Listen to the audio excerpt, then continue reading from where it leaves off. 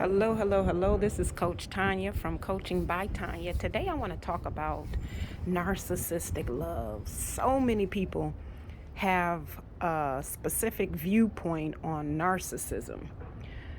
And those people are typically former victims or victims of the narcissist. Here's the thing though, you can call yourself a victim all you want, and that could very well be true. I'm not disclaiming or belittling or demeaning being in that place because I myself have been subjected to narcissism with my ex husband, but I made it out. How did I make it out? Because I stopped pointing the finger at him and I started looking at myself. I started to fully understand what narcissism was, and I stopped blaming him. I stopped blaming him for being who he was. See, that's the thing about narcissists. Typically, they're not going to accept who they are as the people that we see them as. They're going to continue to see themselves as the victim themselves. But if you really look at it, they actually are victims. They are victims of their childhood trauma. But so are the people that attract them.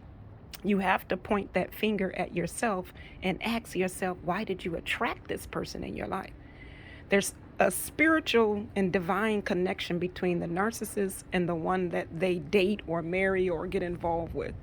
That spiritual connection is one that oftentimes goes so misunderstood, unnoticed, unrecognized, which is why you can sit and blame them. The narcissist and the person that they're with, which is an unhealed empath, they're two peas in the same pod. Hear me out.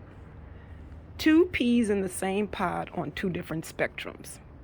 In the middle of that spectrum is hurt and pain.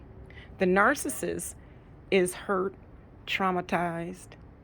They take their hurt and anger and use it outwardly, meaning they're treating you a certain way.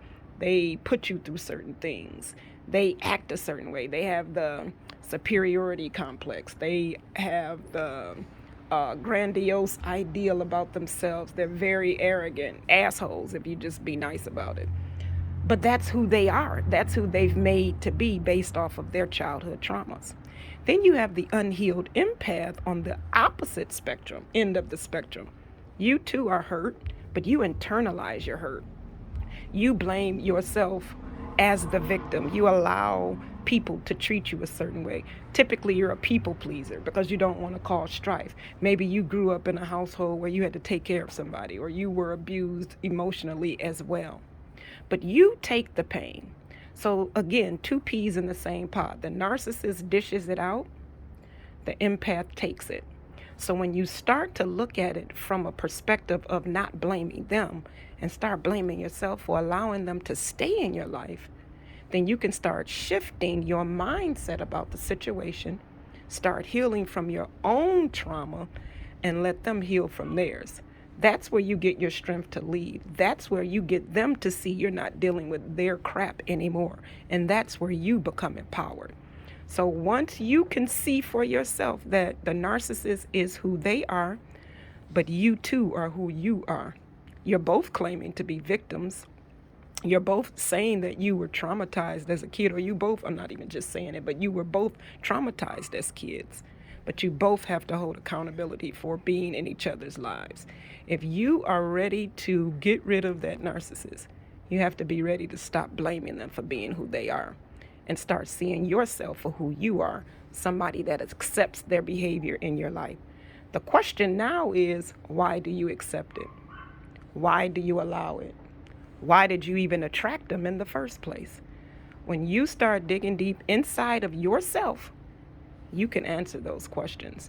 And when you really become tired and fed up of them, you'll start making your game plan to get out of that relationship while leaving them to figure out what they need to do next. It's up to them to heal and change and transform, which I do believe that a narcissist can shift their thoughts and can change. It may not be a large change. I think they can change.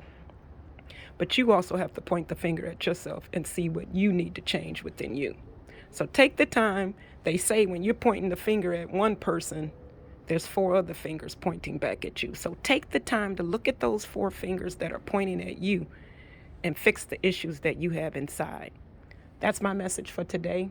If you're dealing with a narcissistic relationship, there's definitely a way to get out. You just have to want it. Bye.